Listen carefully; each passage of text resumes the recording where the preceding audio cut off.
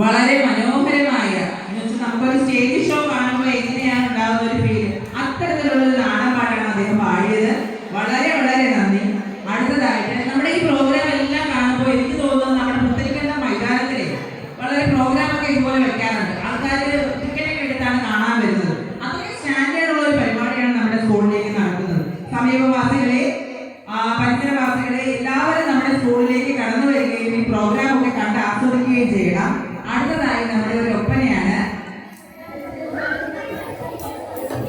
Simi and പാട്ട് നയിക്കുന്ന ഒപ്പനയാണ്. വളരെ മനോഹരമായ ഒരു ഒപ്പനയാണ്. എല്ലാവരും വളരെ കർഷാവലത്തോടെ അവരെ സ്വീകരിക്കണം.